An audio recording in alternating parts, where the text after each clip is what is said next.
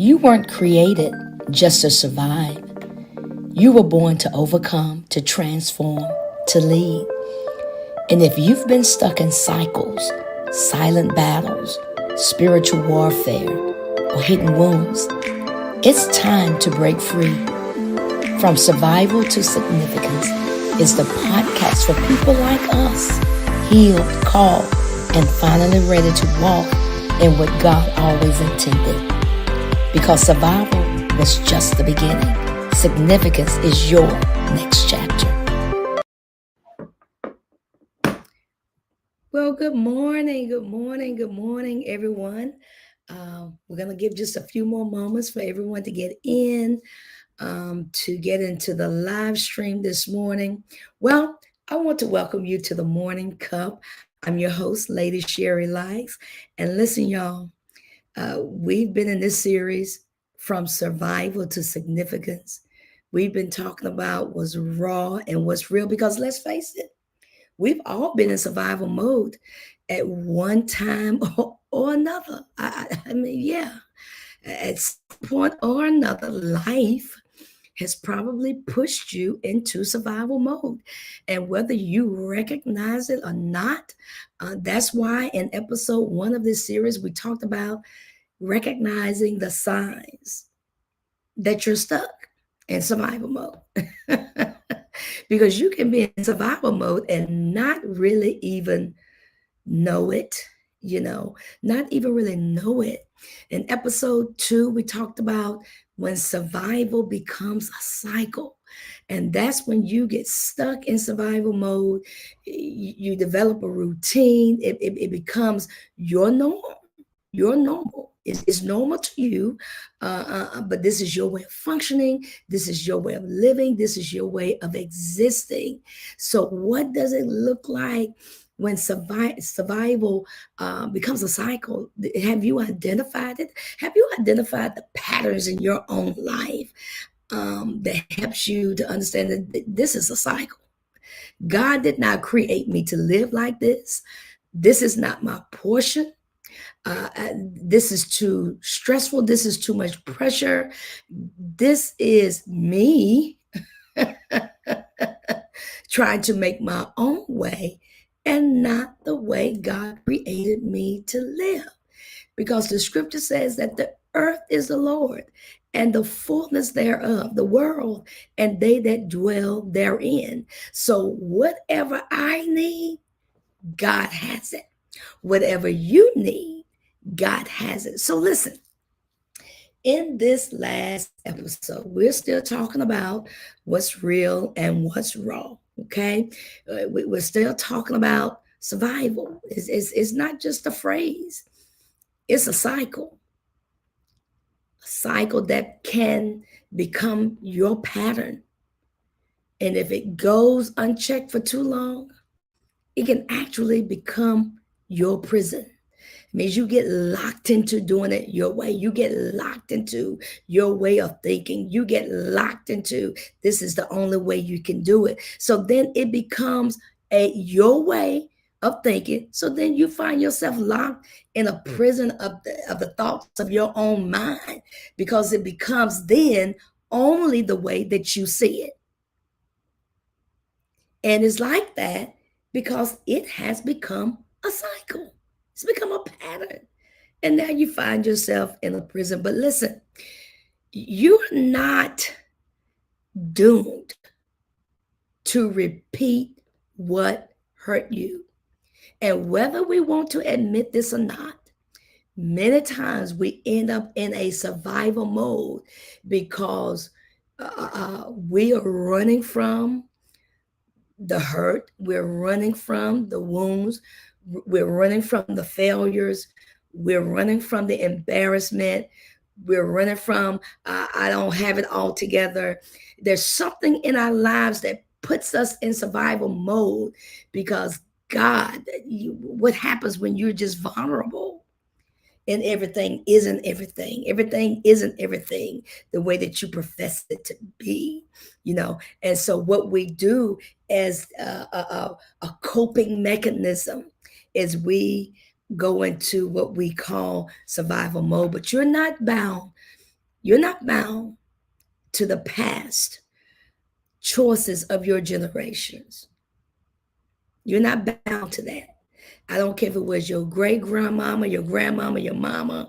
Listen, are you the one that God is calling to break those generational cycles?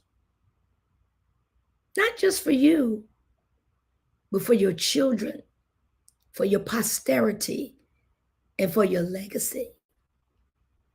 Are you the one that's going to break the pattern of selfishness, the pattern of indifference, the pattern of control? Are you the one that God is calling to break the cycle of your generations? Maybe that's why it bothers you so much, because you are in fact the one that God is anointing to be the cycle breaker. So in this episode, this is a call to courage, because whenever we talk about breaking cycles, it's going to take courage, it's going to take bravery, it's going to take you having some hard conversations with yourself to break these cycles, right? But you got to be tired. And you want to break these cycles because you have to be tired of living in dysfunction, living in fear, lack, and brokenness. So listen, I hope you got your mug. I got my mug of water. I got my cup of coffee this morning. Want you to go ahead and grab your journal this morning. Want you to grab your journal, and I want you to grab something to write with, because we're going to give you some wonderful nuggets this morning. So I want to give you a few minutes to just get acclimated to what we're going to be talking about this morning. So today is episode 3. We're talking about breaking the cycle. You've identified the cycle. You've seen the signs. You've seen the signs that you're in survival mode, right?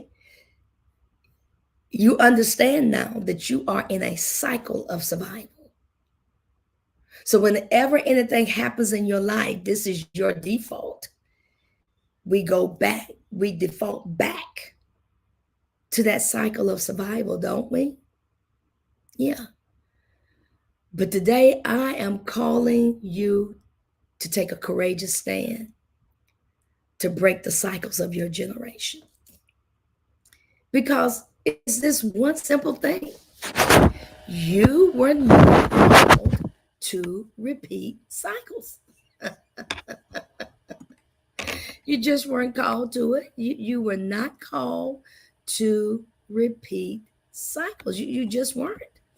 And the easiest thing for us, and let me tell you why it's so easy to operate in a cycle, because cycles become a familiar path of direction. That means you continue to tread over the same footsteps that you've gone in. So then that terrain becomes familiar to you, right? So as long as you're going around in a circle, the enemy tricks you to believe that you're making progress. But if you're going around in the same circle or the same cycle, trust me, you're not making progress. You're not even moving forward. You're just marking time. Okay? You're just marking time. And your default setting is every time something adverse hits your life, you always result back to the same cycle of control, the same cycle of indifference, the same cycle of trying to do it on your own. I mean, it's the same cycle. Aren't you tired of cycles? So today we're going to be teaching about bridging the gap between breaking survival habits and stepping into a life of purpose. First of all, you got to believe that God created you with a purpose, right? So when we go back to the book of Genesis, we understand that everything God created, He created it with an internal seed to bear like kind. So everything God created, he created it with a seed. There's a seed in you that your temple has a potentiality of housing a seed so that you can produce like kind. So the idea is that everything must produce. You were created to produce something. My question to you this morning is, what are you producing? Yeah, write that down. What are you producing? So we want you to step into your life of purpose, your life of peace, and your life of power, and into the identity that God has designed for you. He didn't design you to be like your sister. He didn't design you to be like your mother. He didn't design you to be like your father. He didn't design you to be like your friend, but he gave you your own personal identity. And you got to be okay with it, right? Yeah, because there are no two blades of grass are the same. You can completely love everybody in your circle, everybody in your family, but understand that no two blades of grass are the same. We can have some things that we like, we can have some things that we enjoy, but at the end of the day, you have your own identity. And it's high time that you learn to be comfortable in the identity that God has given you. Okay? So then let's talk about it. So what is the cycle? We talked about this earlier. I want you to take notes. The cycle of survival can include these things. It can include over functioning from fear, over functioning from fear. Yeah. So whenever we're fearful, we overfunction. We overdo. Whenever we find ourselves in a place of fear, that adrenaline causes us to overdo instead of being calm and being reserved. It causes us to be antsy. It causes us to be anxious, and anxiety will cause you to overdo. Anxiety will cause you to explode. Okay, it can cause us to settle instead of stretching.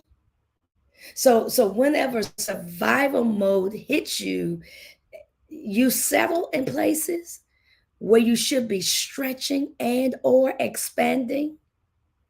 It'll cause you to think, well, this is good. This is enough. I'm good right here. This is enough. Yeah, I don't need to do anything more. Yeah, this I don't need to go any further with this, because survival mode will make you stop short of the goal, and it will make you settle instead of stretching yourself or expanding. You know how it is when you go to exercise, the first thing they tell you to do is you got to stretch the muscle. If you want maximum results, if you want to get the maximum benefits from your exercise regimen, then the first thing they tell you is you got to stretch the muscles. You got to do some warm up exercises. That means you got to stretch. You got to stretch. Yeah, so you can get the maximum potential from whatever you're doing.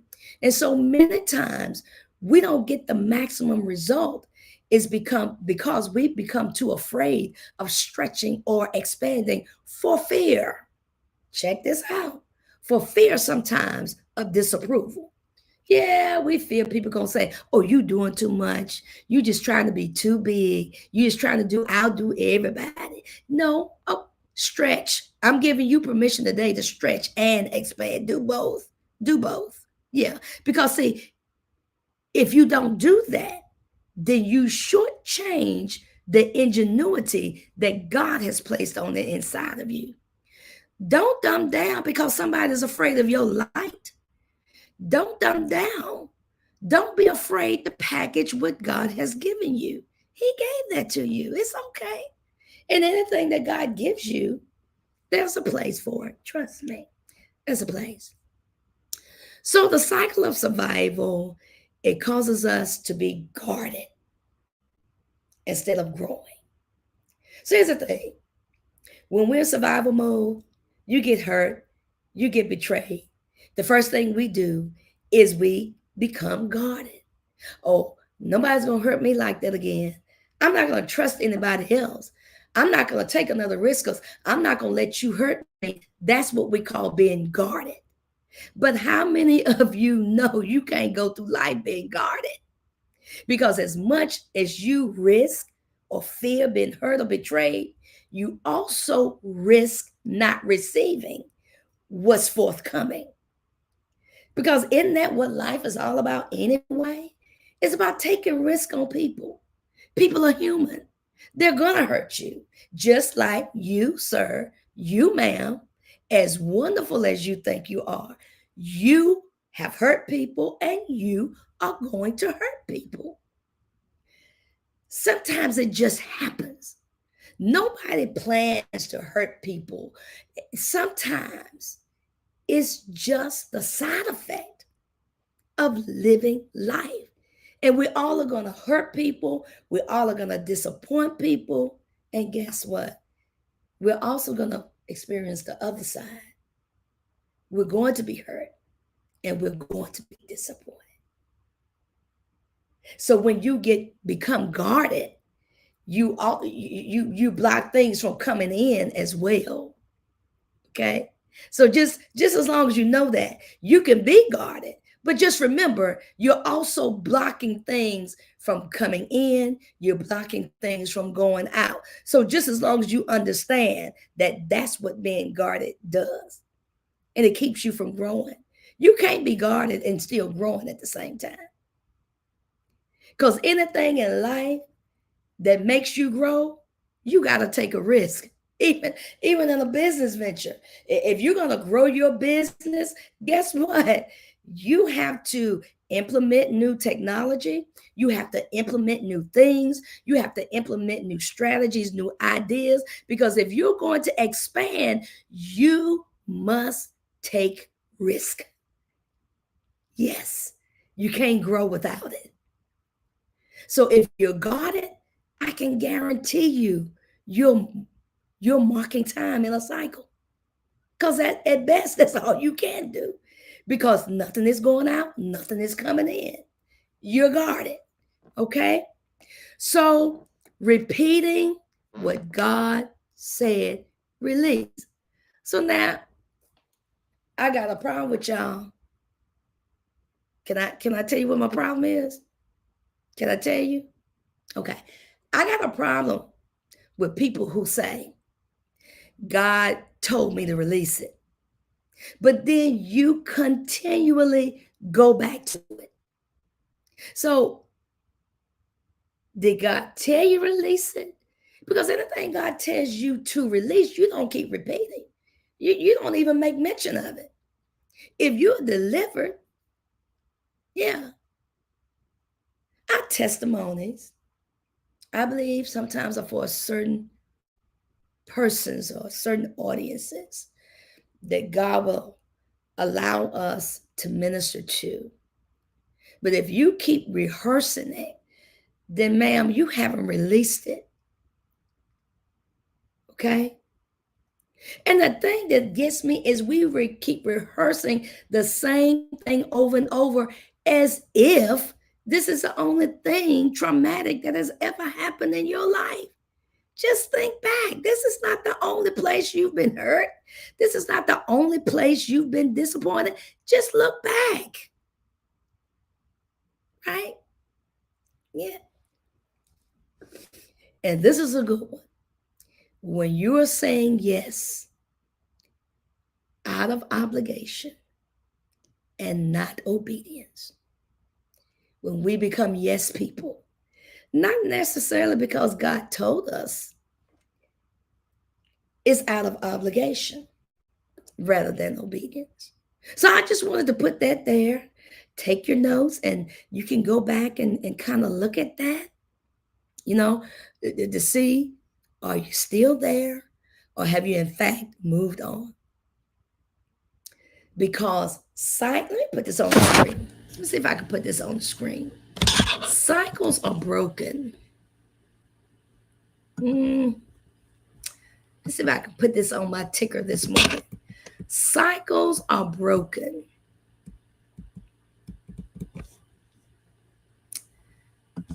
Cycles are broken when identity is restored. You won't effectively break a cycle until you are sure about who you are. And you are sure, you are absolutely locked into your God-given identity. Y'all changing to fit in with clicks and circles and cycles and all of that. You're denying your authenticity to be liked. See, 59 years old. And being a middle child, and when you get the opportunity, just look up birth order, okay? Just look up birth order and look at the psychology, the psychological mindsets that's attached to birth order. So whether you're the oldest child, the youngest child, the middle child, there is a certain psychological mindset attached to each one of those birth orders. I can tell you that children who are the oldest are usually plagued with the spirit of control. Not necessarily because they want it, but because they many times have had to be grown-ups before their time. And so the residue of that is that it leaves a spirit of control. It leaves a spirit of bossiness, right? It's part of the birth order. I'm just talking to you about the psychological mindset of birth order. Okay, so oldest children, because they've had to be the mom and the dad in many instances, they've had to care for younger siblings. So oftentimes, though, they're plagued with this spirit of control and this spirit of bossiness. And sometimes it's not by choice, it's just by design. But you have to recognize where it comes from. Sometimes it's not so much a generational curse versus what you've had to be. And the sad thing or the sad case is that many of us have had to be grown-ups before our time. But that leaves a residue. So you take the youngest child. The mindset of a youngest child is usually a spirit of entitlement. Everybody should take care of me. Everybody should give me what I want. I should have my way. Why? Because I'm the baby. I'm the baby. I'm the baby. You know? And so oftentimes that youngest child is usually spoiled. The residue of that is a spirit of entitlement. Oh, yeah. The residue of that is let me have my way, temper tantrums, all of that. But guess what? I was neither. Neither. I'm the middle child. So let me talk to you about the mindset of the middle child. The mindset of the middle child is this: we have a pioneering spirit. I don't have to agree with you, oldest child, and I don't have to agree with you, youngest child. But what I am going to do is forge my own path. I don't have to be bothered either way. And I can love you just the same. That's a part of my makeup. Huh? Because you got the oldest child being bossy, you got the youngest child being entitled, and then you might have some other things sprinkled in between, but I was dead slap in the middle.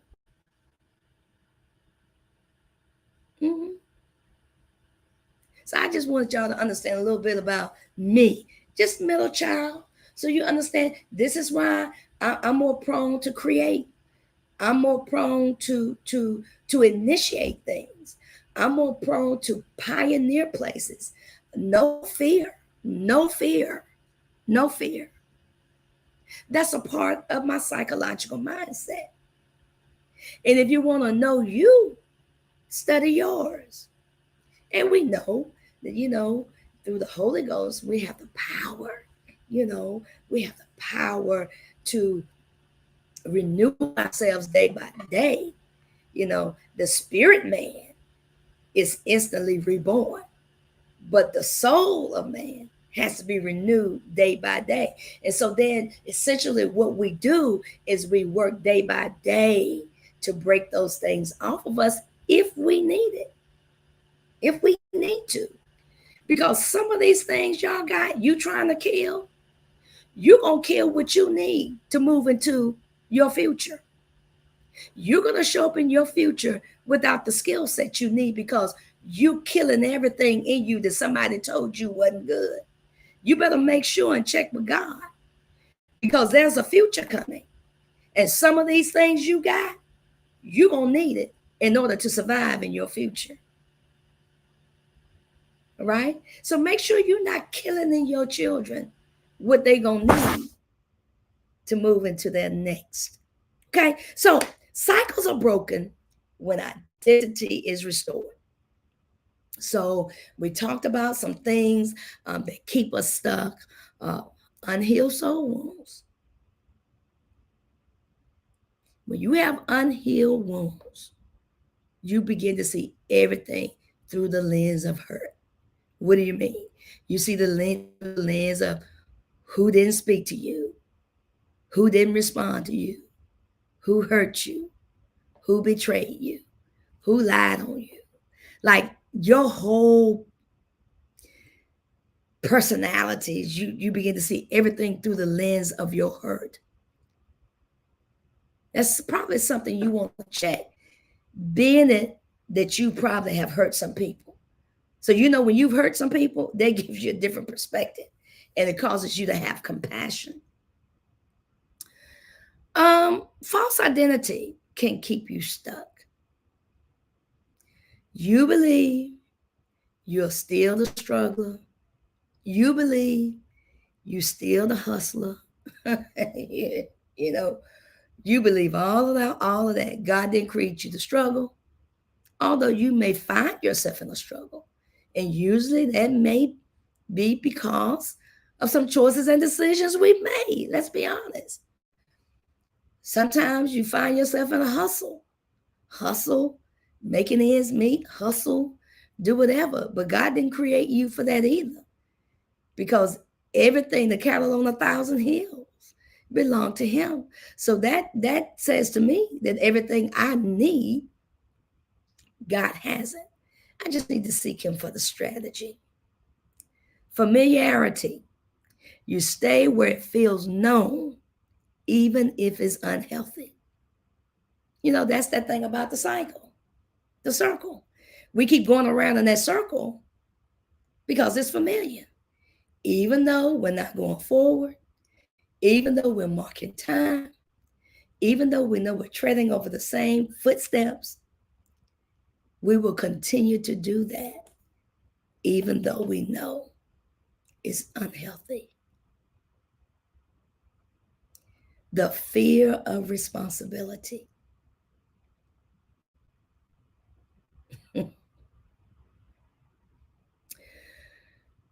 We just got to be responsible to break these cycles. God is not going to break your cycle for you. You have to take the responsibility. I have to take the responsibility to break my own cycle because significance comes with stewardship. And before you can steward your money, because a lot of times when we think stewardship, we often link it to monies. But before you can steward your money, you got to steward yourself. Socrates said it this way: to thine own self be true. So the first thing you have to steward is you. You have to steward the way you think, steward the way you process, steward the way you hold grudges, Steward the way you encompass fear. You have to steward the way that you matriculate through life. You have to steward what you do, because until you steward that part, nothing else is going to work. You stay stuck in a cycle. Proverbs 23:7 says, as a man thinketh in his heart, so is he. So it is absolutely impossible to move into significance in survival mode. So, First Lady, what you doing? I learned to pump my brakes. I learned that I just can't show up for everybody. I'm not available for everything. Um, I learned to pump my own brakes. Mhm. I learned to practice self-care. I learned to not feel guilty for resting, not feel guilty for taking time off, and not feeling guilty for saying no. Yeah, that's how I started breaking my own cycles. Yeah. And I had to learn that performance is not productivity. There's nothing wrong with performance. You do whatever God puts in you to do. But whenever you start doing it because you want somebody to validate it, then that's when performance is linked somehow or another to productivity. But do what you do because it is the divine gifting of God. And so, whatever you're doing, what God has placed in your heart to do, you don't need validation. Yeah, right. You got it. So, anyway, what are we doing? So, let me give you some things this morning because we're going to break the cycle. And disclaimer, it doesn't matter what I tell you this morning, unless you take the full responsibility of breaking your cycle and implementing these strategies I'm going to give you this morning, you're going to continue in this survival mode until you get tired and realize that you are living far beneath your privilege. Some of y'all struggling with sickness because you housing something that doesn't belong to you. You are attached and housing somebody else's pain, somebody else's pressure, somebody else's struggle, and it doesn't even belong to you.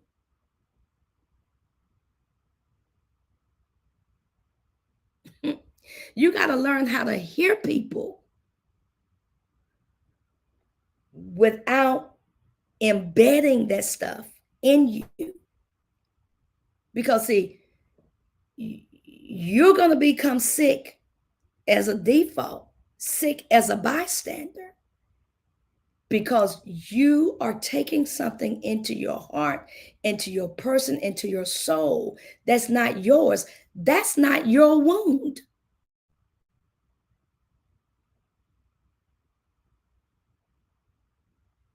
So make sure that whatever you're housing, make sure it's your stuff. You sick from somebody else's stuff. Excuse me, that was slang. I'm sorry. You're sick from somebody else's things and issues and experiences. Steward your own self first. And that's how everything else falls into place. And listen, it's easier. I'm telling you, it is easier said than done. But it is doable. You begin to change your patterns. You change your habits. The only reason you keep saying yes to some people is because you scared they're gonna get mad if you don't do what they ask you. You know you already tired. You know your plate is already full. But you won't say no because you scared somebody not gonna like you. If you tell them no, if you don't say yes, you're gonna be out the circle, baby. Have your own. That's too much control. It's okay. They'll find somebody else to do it. Trust me. So listen, get your notes. Take your notes out. Because I want to give you some strategies, some awareness about how to break cycles. Let me tell y'all, when I learned, I'm telling y'all, good blood pressure, good cholesterol, taking a B12, a D3, allergy pill. Yeah, I learned. I let my children be grown. Mhm. Yeah, I let everybody be grown.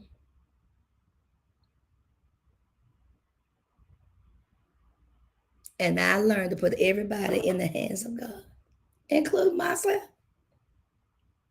Why do you say that? Because I've been accustomed from a child that we were reared and raised to be to have the gift of helps. This is just most country people will tell you this. You were just raised to be that way. And I've learned that as I become older, that everybody doesn't appreciate your help and the way that you can give help, and that's okay, right? So you just take it and use it for you. That's all. No love lost. Just use it for yourself. So let's talk about the first thing. And I wish I would have put these here. Um, Number one, recognize the pattern. Nothing starts until you can identify the patterns of your own cycle of survival. See, whenever you are stressed or pressured, most of the time, if you are not fully aware, it pushes you into survival mode. Okay. So even if you're going to exercise or work out, make sure you're doing it because it's good for you, for your body, and not because you're stressed. See, anything that you connect to being stressed, any action that you take that's connected to being stressed or pressured will ultimately push you into survival mode. So I've learned I don't do anything as a result of stress or pressure. Breathe, be calm, take your time as long as it takes, and relax in God. Even going to school, I'm in school. And so what I do, what I have done is I've learned to manage my time so that I don't have to do work. I try not to have to do work on Saturdays and Sundays, but that's at my discretion. So then that means that the first 5 days of the week, I have to manage that time to make sure that I get everything in, every reading, every assignment in. And so what does that do? That causes me to have to sit down, take my time. I'm not swayed, I'm not moved, I'm not pressured. I take my time and I do it. Because guess what? That's what it requires. See, some of you all shortchanging yourself because you have given too many people a yes. And then you find yourself rushing for you, making careless mistakes because you are not giving yourself the time you need to accomplish the task that you need to accomplish.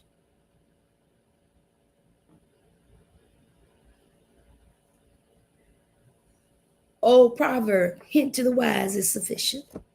If you're no good for you, well, love thy neighbor as you love yourself.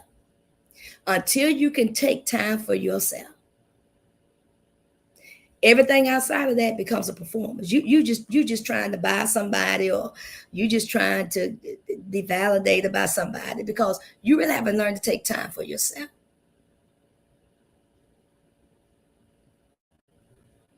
And y'all can correct me in the chat if I'm wrong. So you want to look at any recurring behaviors, thoughts, and emotions. Any emotions that keep recurring, you got to start asking yourself, why does this emotion keep resurfacing? Why do you always go back to rehearsing when you were betrayed, or when you were, why does that keep coming up?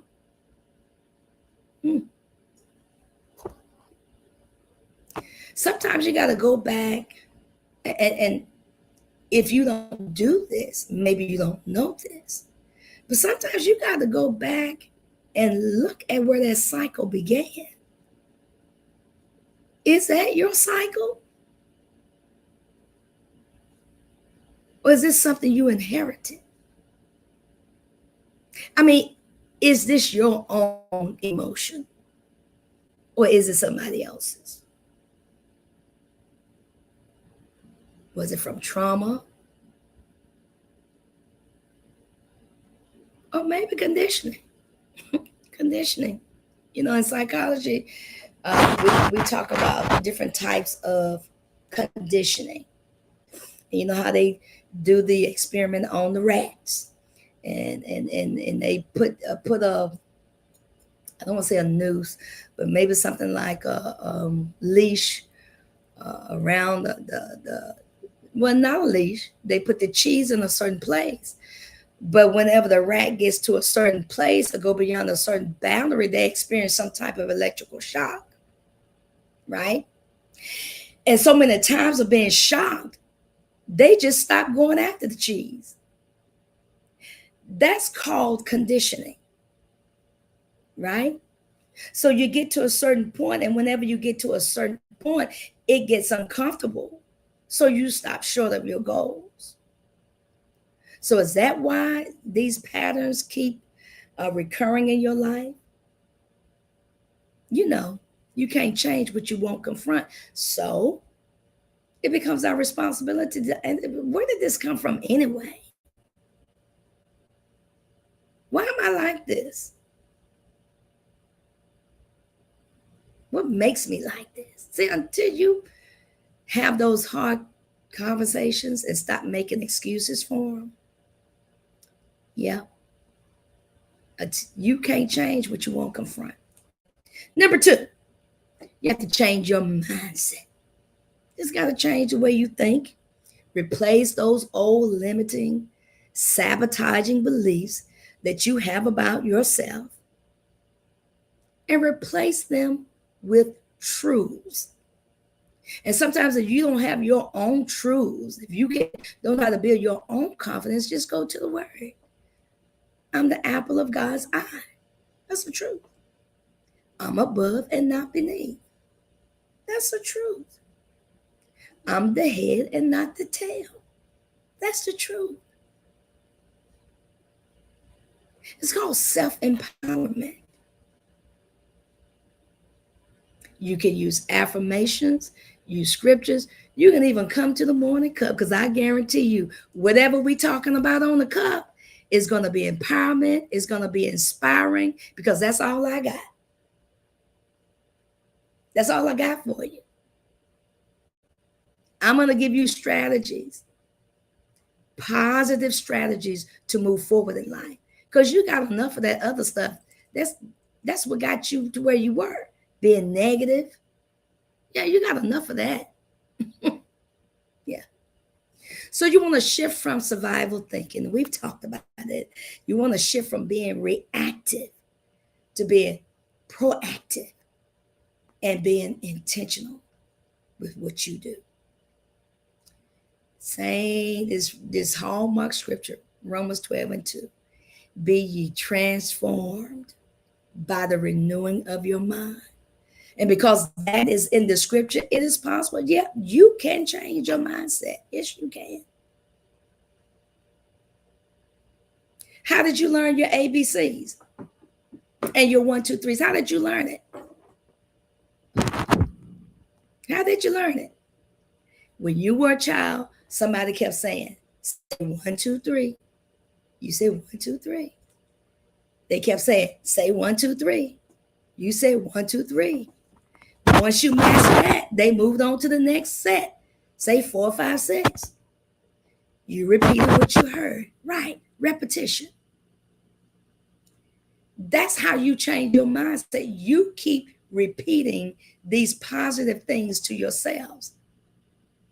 And if you do that long enough, it will destroy that negative mindset that you have about yourself. Telling you it will.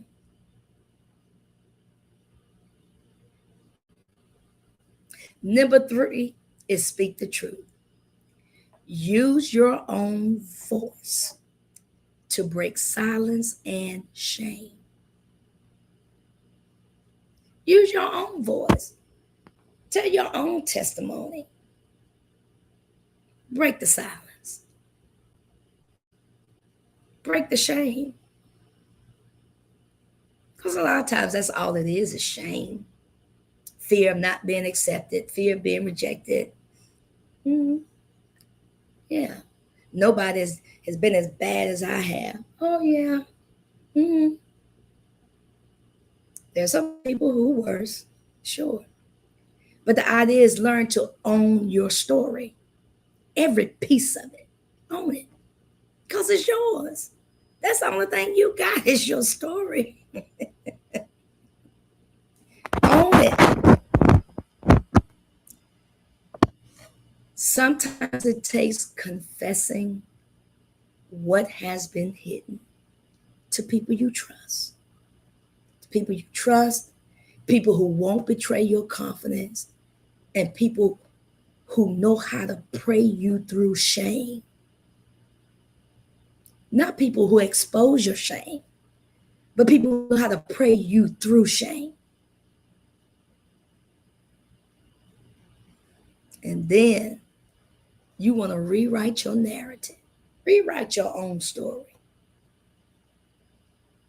And narrative therapy, by the way, is a very prominent, very effective type of therapy. Narrative therapy, rewrite your own story. Just rewrite it from a different perspective. So you've been rehearsing it from the perspective where you were hurt. Let's try a different perspective and let's see what happens. You want to replace old habits with new rhythms. Learn something new, for goodness sake. Don't be scared to try new things. Break your routine cycles by creating new patterns. Learn some new hobbies.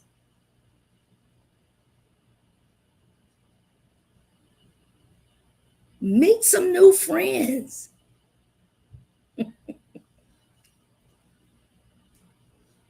Yeah. Practice habits of healing like journaling, affirmations. You know, this is a good one I use. Mirror talk. Talk to yourself in the mirror. Yeah, encourage your own self. I don't wait for nobody to encourage me. I talk to my own self in the mirror. Encourage yourself. And remember, don't be too hard on yourself.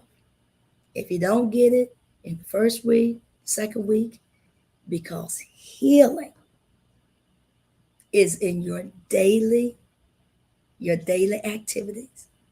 Make sure that you're doing things daily that provokes healing. If God has delivered you from something, you don't have to keep rehearsing that. Let's just move on to the next thing.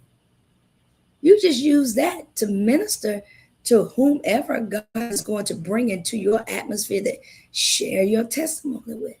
And you find yourself saying, I don't even talk about this.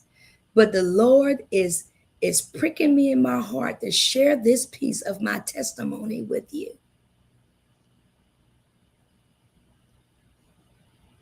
Be intentional in practicing daily healing activities and making daily healing decisions. Number 5, you want to have a support system. Y'all got to have some sister girls, some brothers in your circle that know how to listen to you without exposing you, that give you a safe space to share. Because here's the idea. Today you might be supporting me, but next week, guess what? I may be the one that have to support you and encourage you. So there are some people in your circle that you can have covenant with, people who don't expose everything. People say they got your best interests at heart by exposing you. But is that really? Is it? Really? I got questions about that. Some things, in my field, there's certain people who have a right to know certain things, but sometimes we just have to be careful. And I'm more of that person that I'm going to persuade you to tell your own truth. Mm-hmm.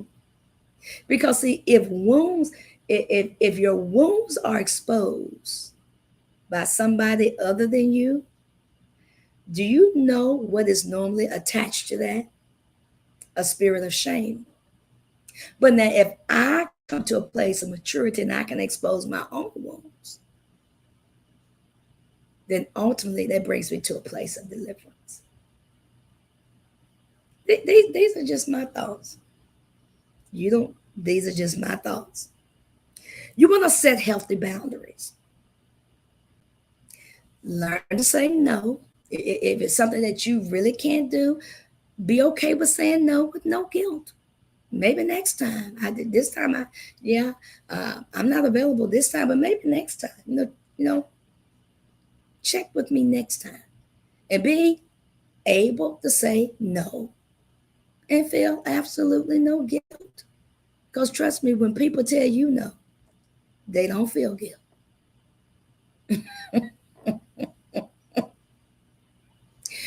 Protect your peace from toxic people and patterns. Now, you got some toxic patterns. Protect you from your own toxic patterns. That's what we started out talking about. We started out talking about identifying the patterns. So take the responsibility of identifying your patterns, those toxic patterns, and those toxic people. Okay? Toxic people are people who gossip. Toxic people are people who tell you other people's business, and they always feel like now it's justification. Okay, I don't need to know your stuff. If God don't reveal it to me, I really don't need to know, unless you telling me yourself. That's the position I take. Lesson you, God have made you my assignment in some way or another. That's what's wrong with a lot of people. The trust has been broken. But then that's a coping mechanism. We talked about that. You got to move beyond it. Boundaries are not punishment, they're protection. They protect you and they protect everybody. They protect you, they protect other people. I think everybody needs to have healthy boundaries. No, you just not available all the time. Stop lying to yourself. No, you're not. Okay. Number 7, invite God into the cycle. You can't go it alone. You need your support system, but even before your support system, you need God in your corner. You need the Savior. You need the Holy Spirit to reveal to you the roots of your trauma, the roots of your dysfunction. Reveal the roots, you know. But for many years, you know, I probably do more talking now than I have ever done in my life. My father was a very quiet man. And on top of that, as children, you know, you came up through that era where you were taught to be quiet and you didn't speak unless somebody spoke to you, what have you, so be it, whatever, this, that, and the fourth, the third, whatever. And so at 59, I'm probably doing more talking than I've ever done in my life. It's not that I don't have anything relevant to say. It's not that at all. It's not that, right? So I come from a family of over talkers. So a lot of times everybody talking at the same time. Nobody can hear nobody. So, you know, when I saw a lot of that as a young girl, and I'm like, Lord. So, you know, yeah. So we practice. If you talking, I'm gonna let you talk. When you finish, we're gonna see if we got something to say, and if not, then so be it. I'm good either way. And maybe that's a coping mechanism. Y'all pray for me. Replace generational curses with generational blessings, because it's easier for us to identify all the negative things that have passed down through our generation. But can you go back and identify the generational blessings that are passed down through your generation? Can you swap them out? Talk more about the blessings than the cursing. Because as much as you have generational curses, you also have generational blessings that have flowed down through your bloodline. And sometimes we put more emphasis on the curses. And because we put more emphasis on the curses, that we just kind of overlook those blessings. We do. Galatians 5:1, it is for freedom that Christ has set you free. It is for freedom that Christ has set you free. That's Galatians 5:1. Christ wants you to be free. He wants you to exercise liberty. He wants you to exist in your full. God is not afraid of your truth. That's why he wants you to be authentic. He can't bless a lie. You don't want God expanding a lie. Be free in Christ. That was number 7. Number 7 was invite God into the cycle. Number 8 is heal your inner wounds. Because many times our wounds are internal. We have internal damage, almost like internal bleeding. So if you watch some of those shows like Grey's Anatomy or some of those doctor shows or cop shows, you understand that sometimes people are not damaged because of external bruising or damaging broken bones, but sometimes it is the internal bleeding that causes death.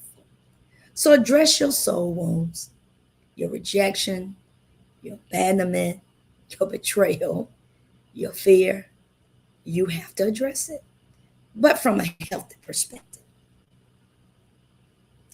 Sometimes you need a priest and a counselor. You may need a priest and a therapist. You may need a priest and a pill. Whatever you need to deal to heal your inner wounds. Get it. Do it. Number 9, I want you to choose wholeness over familiarity. Remember, we talked about familiarity, and I used this analogy when we talked about familiarity. That's going around the same mountain. The children of Israel kept going around the same mountain. And the question was, how long will you go around? Or how long will you walk around this same mountain? Anytime you go into a circular motion or movement, there's no forward progress. You're just going in the same path. And many times that's what familiarity does. It puts us in a cycle. We don't recognize it many times, but that's what it does. But when you begin to choose wholeness, you take risk on yourself, you take risk on other people for the sake of moving forward. It's that simple. It's simple, but it's not simple. I mean, you have to do the work. Because with all of these strategies, you are responsible for doing the work. Nobody can do this for you. You have to do it. I just want to encourage you this morning. And if you've been in survival mode for a long time, healing can feel foreign to you at first. Because now remember, survival has become your new norm. So whenever you step into the process of healing, it's going to feel foreign. It may even feel unhealthy. But stay with it. Because now, chances are you're having to break the cycles of what you've created. And sometimes when we're breaking cycles, and even though people can come to us and tell us something good, they can give us good strategies. Many times that inner man will cast or project a rebuttal, because it's not that the information wasn't good. It's just that you've created a survival mode that has now created a new dysfunction, and it has also created a new normal. You know, it's kind of like if you married to somebody and they die suddenly, right? So when I talk to people who have experienced losing a spouse, many times the thing is trying to find a new normal, because you've been locked into that pattern for so long, and now that thing is gone. And so many times you gotta be ushered into a new normal. At first, it feels very unhealthy. You can almost feel like you're betraying the person that you lost. In a sense, you're doing something wrong. But you have to find a way to create those new cycles. And this is the last one. What time is it? Oh, we're getting close. This is the last one. You want to live with vision. What is the vision that God has given you? What's your vision? What has God talked to you about? What are you holding back? What are you holding yourself back from? What is the vision God has given you? I want you to release control and embrace your calling.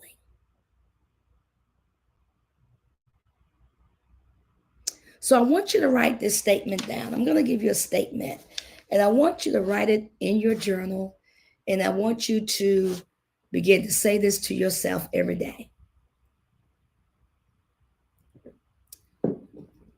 Say, God, I release the blueprint I made in survival.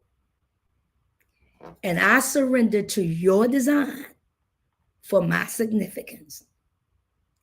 God, I release the blueprint that I made in survival mode. And I surrender to your design for my significance. I'm no longer responding to life, I'm building it. I'm not stuck, I'm sent. I choose wholeness over hustle. So, listen, I pray that something that we've shared with you today has been a blessing to you. And I pray that you have taken copious notes. And if you miss something, just go back and just go back and just watch the replay. Watch the replay. You can stop and pause and play, repeat, rewind, do all of that and get these nuggets. I feel that we have released some nuggets and some gems that can help all of us. And my big thing is I'm teaching it, but I'm learning from this myself as well. So listen, I want to hear from you guys. If you did put comments in the chat, send me an email. Email me at listen.morningcup@gmail.com. Just talk to me. Tell me what you thought about this series. How do you relate to it? Did it find you? Did it help you? Did it cause you to see yourself, from a different perspective, from a new light? And of course, as always, if this broadcast or podcast is a blessing to you, you can feel free to plant a seed into this ministry. Cash App, $ Lady Sherry Likes, INTL. If you want to do that, but be led by the Spirit, you feel so led to do so, please do it. So again, I thank you. I appreciate you for joining the podcast, for subscribing to the YouTube channel. Now, can y'all do me a favor? Share this with your friends, share this with your family, share this with people on your job. Invite them to subscribe to this YouTube channel because I promise you, we're all about empowerment. We're all about moving forward. We're all about breaking cycles.